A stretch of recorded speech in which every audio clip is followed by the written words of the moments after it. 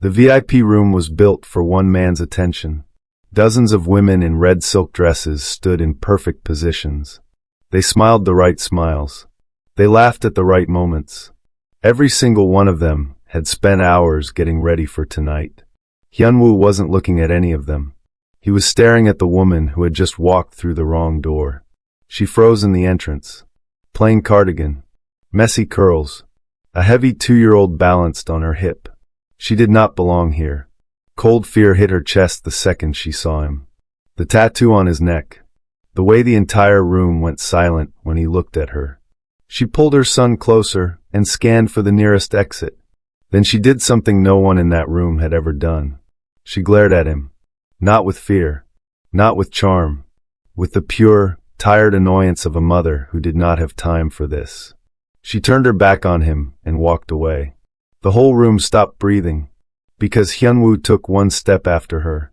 What was it about her that broke through 15 years of perfect control? Naya just needed her paycheck. 12 hours on her feet. Ethan getting heavier by the minute. She had pushed through the wrong door looking for the catering manager, and now she was standing in the most dangerous room in Seoul. She spotted a server frozen against the wall. His eyes kept jumping between her and the man at the back of the room. "Excuse me," Naya said quietly. "Where is the catering manager?" The server opened his mouth. Nothing came out. Then a voice cut through the silence. Deep. Calm. Used to being obeyed. 2 floors down. Naya turned. He was closer than she expected. Dark eyes. Sharp jaw. The tattooed letters on his neck looked like a warning. She didn't know how to read. He wasn't staring at her the way the other men in the room stared at women. There was no hunger in it. No performance. Just total focus. Like she was the only real thing in the building. Her heart hammered. But she didn't look away. She couldn't show fear here. "Thank you," she said. Her voice stayed steady. She turned and walked out. She did not look back. Behind her, the tension in the room finally broke. J1, the head of security, stepped forward. "Should I have her removed from the building?" Hyun-Woo watched the empty door. "No, boss." J1 paused. "That's the 3rd time you've looked at that hallway." Hyun-Woo reached into his jacket pocket. "Find out her name." What was it about a woman who looked at him like a problem to solve, and then simply left? 3 days later, a busy street market near downtown. Hyun-Woo was walking fast with his security team. He had a meeting in 20 minutes. Then he stopped. 50 feet away, a woman in a faded denim jacket stood at a vegetable stall. A toddler was strapped to her back. She was laughing loudly, arguing with the old vendor about the price of ginger. His entire security team tensed. Hands moved toward weapons. Hyun-Woo raised one hand. Nobody moved. He just stood there in the middle of the crowded street and watched her. 10 minutes after she left, he bought the vendor's entire stock of ginger. It happened again at a community board meeting. Her building had a noise problem. She stood in the 2nd row and fired sharp questions at the landlord until the man visibly sweated. Hyun-Woo's representative sat in the back taking notes. When the report came back, Hyun-Woo recognized her immediately. On the 4th time, he stopped pretending it was a coincidence. She walked into her favorite noodle shop and found him sitting in the corner booth. Dark suit. Quiet danger. Completely out of place in a room that smelled like broth and cheap soy sauce. She stopped walking. Her brain moved fast. She walked straight to his table. "You were at the venue last week," she said flatly. "Yes." "And at the market?" A small pause. "Yes." She shifted Ethan on her hip. "Are you following me?" He could have lied. He had very good lies ready. He didn't use them. "I've been looking for a normal way to introduce myself," he said. "That's either honest or very strange." "Probably both." She studied him. Her heart was going too fast. She grabbed her takeout bag from the counter and tried to reach her wallet at the same time. "If you want to talk," she said, "start by being useful. Hold him." She put Ethan in his arms before he could answer. Hyun-Woo went completely still. Outside the glass window, J1 stopped breathing. Ethan looked up at the dangerous man. The dangerous man looked down at the toddler. Ethan grabbed his collar with one sticky hand. Naya found her wallet. When she turned back, she expected him to hand Ethan back with a disgusted look. He didn't. He stood up. He adjusted Ethan carefully against his chest. "Let's go," he said. He held the door open. They walked to her apartment in the dark. Neither of them spoke. The streets were quiet, and somehow, walking next to the most feared man in Seoul, Naya felt something she had not felt in 3 years. Comfortable. Naya sat alone at her kitchen table. She stared at the slip of paper. Just a phone number. No name needed. She made the list. All the reasons this was a terrible idea. She knew what he was. She knew what his world looked like. She knew what it would mean for Ethan to get attached to someone like that. She made the list. Then she picked up her phone anyway. It rang once. "Naya." "Not a question." "What do you actually want?" she asked. "I don't know," he said. "But I'd like to find out." She hated how honest that sounded. "I have one condition," she said. "Name it." Ethan is not a variable in this. He's the constant. Everything else fits around him. Understood. "I mean it." "I know," Hyun-Woo said quietly. "That's why I'm still on the phone." For 3 weeks, the most feared man in Seoul folded himself into her small, ordinary life. No expensive gifts. No flashy cars. Just takeout on her cheap sofa, while Ethan used his designer shoes as a parking lot for toy cars. For the first time in 3 years, Naya let herself breathe. She let herself want something.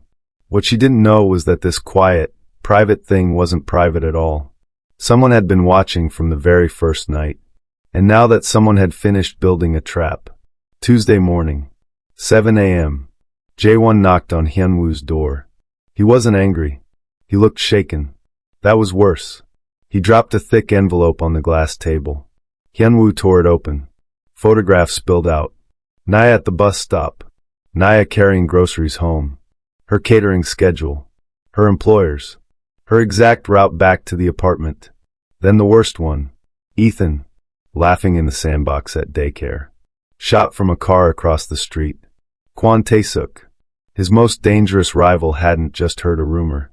He had been watching since the night she walked into the wrong room.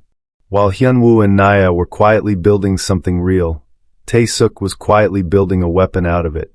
She was a target before she was ever a person to the outside world, and the trap was already set. Hyun-Woo could have called her from his secure office. He didn't. He went to her kitchen table, because that was the right place for this conversation. Naya poured 2 cups of coffee. She sat across from him. She could already tell something was wrong. His jaw was too tight. His eyes were flat. He slid the envelope across the table. She pulled out the photos. Her breath caught. Herself at the bus stop. Her groceries. Then Ethan in the sandbox. Naya's hands started to shake. "Who?" she asked. "Kwon Tae-suk. He wants 2 of my supply routes. I've blocked him for 2 years. Hyun-Woo kept his voice even. "Now he wants to use you to get them." "How long have you known?" "Since this morning." She looked up. "You came here first. Before handling it." "Yes." "Why?" "Because you told me Ethan is the constant," he said. "If I make decisions about his life without you, I don't have the right to do that." Naya stared at him. Men had always made decisions for her. Called it protection. Hyun-Woo was handing the power back. "Tell me exactly what he has," she said. "And exactly what your options are." Her phone buzzed. An email. Her biggest catering client. Anonymous complaint received. Contract under review. Then her phone rang out loud. Ethan's daycare. She swiped to answer. Her fingers felt like ice. "We had a man at the front desk," the director said carefully. "He said he was an uncle. He was asking about Ethan's pickup schedule. He left when we asked for his ID."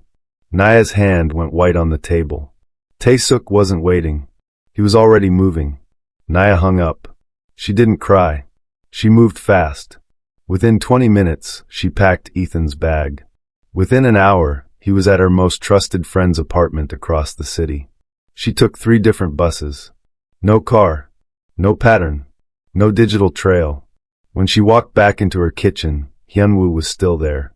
He had his phone out, already arranging a safe house. No, Naya said. He looked at her. I'm not disappearing, she said. I am not letting him rebuild my life around his plan. Naya, he knows where you sleep. Good. Let him think he has all the cards. She sat down. Give me his full business file. The real one. Hyun-Woo frowned. He's not a client. No. But any man who uses a daycare schedule as a threat doesn't have real power over you. That's a weak move. She met his eyes. Which means he needs something he can't take by force. I want to know what. He gave her the files. She read for 40 minutes straight. Completely silent. Then she closed the folder. He doesn't want to break you, she said softly. He wants you to owe him. He needs a clean business front to make his money look legal. You've been blocking him from getting one. Hyun-Woo studied her face. He realized something uncomfortable. She was better at this specific problem than he was. That, Naya said quietly, I can work with. What he didn't know was that she had already made up her mind.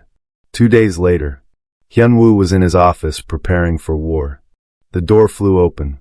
Jae-won walked in fast. No knock. Boss. His voice was tight. I intercepted a message from Tae-suk's office. Hyun-Woo stood up instantly. Did he move on her? No. Jae-won swallowed. She moved on him. The air left the room. She contacted his office directly. Bypassed his security. Requested a meeting. Jae-won looked at his phone. He agreed. Hyun-Woo's voice dropped to nothing. When? Jae-won looked up. In 2 hours. And boss, she's going alone. The hotel lobby was bright. Very public. Naya chose it on purpose. She sat with her hands folded tight in her lap. Her heart was pounding. Kwon Tae-suk walked in. He was thin. Quiet. Dangerous in a still, cold way. One guard behind him. He sat across from her. He smiled without warmth. I expected an army, he said. Not a caterer. I'm not here for him, Naya said.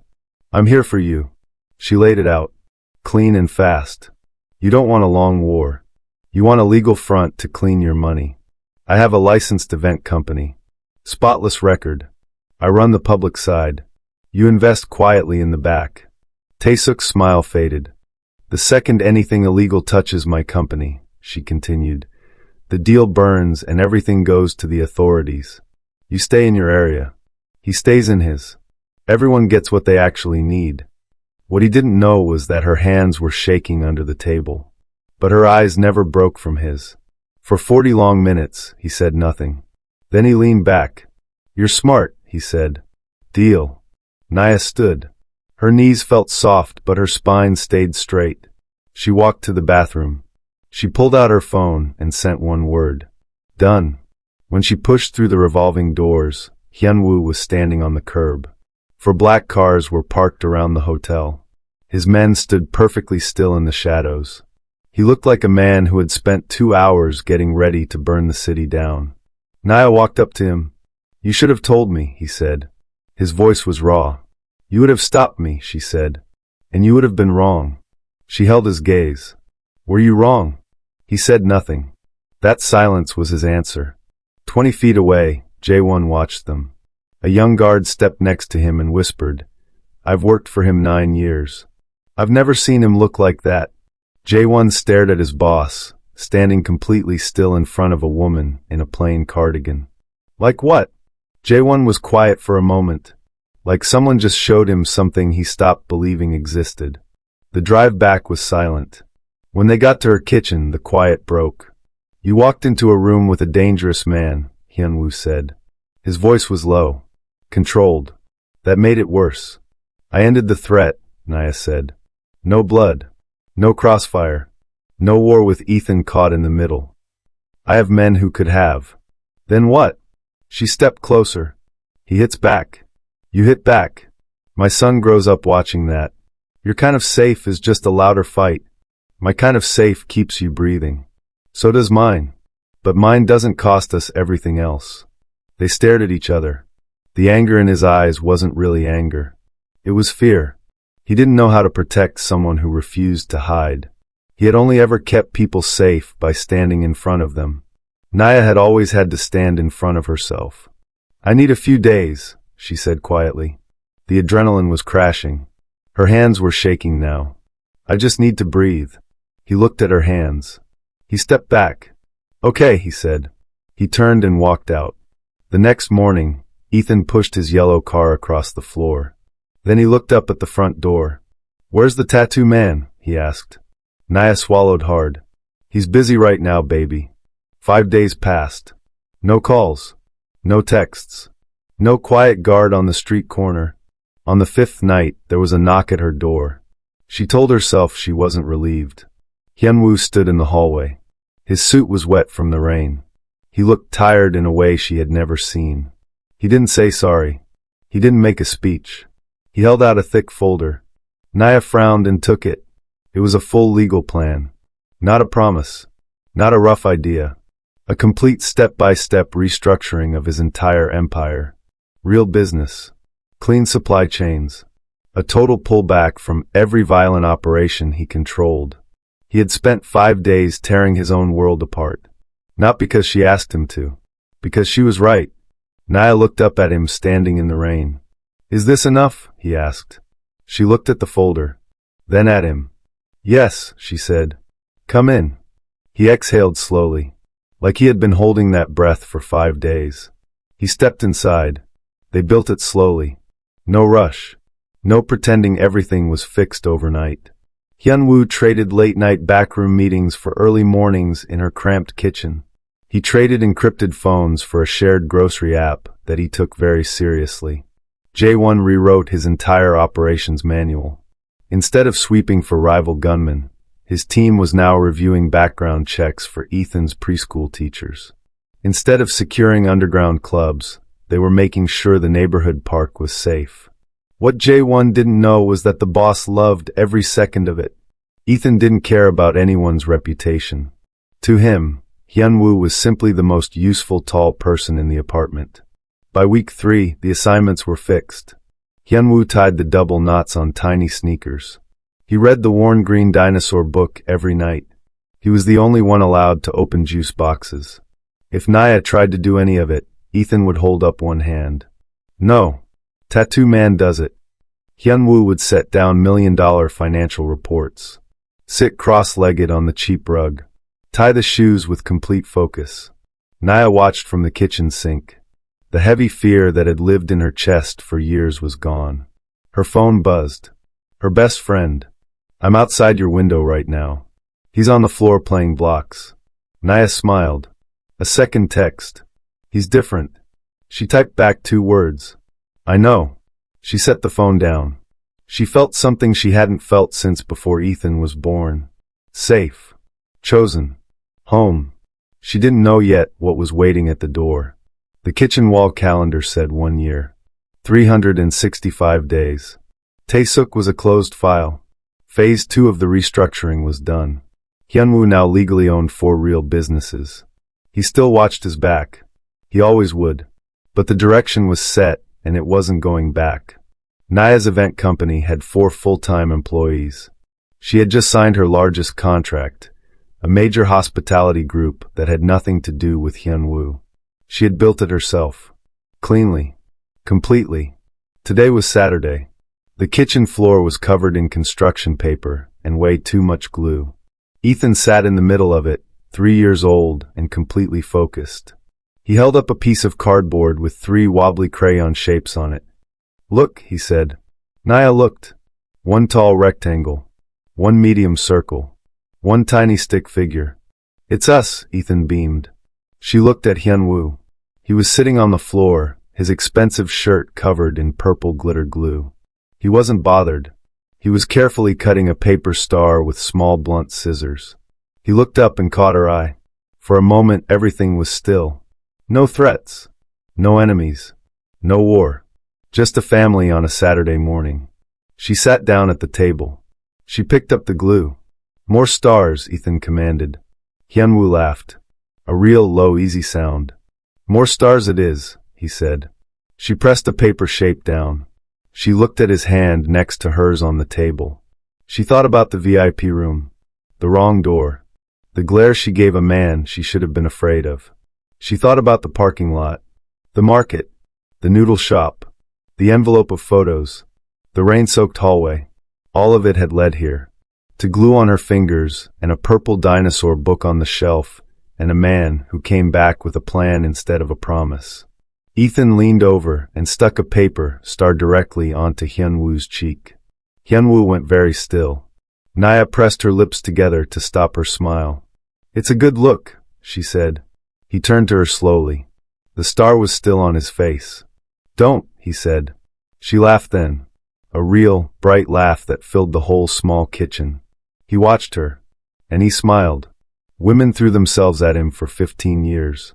He followed the one who glared at him, handed him a toddler, and told him to be useful. She didn't try to win him. She just showed up as herself. Turns out, that was the only thing he had ever actually been waiting for.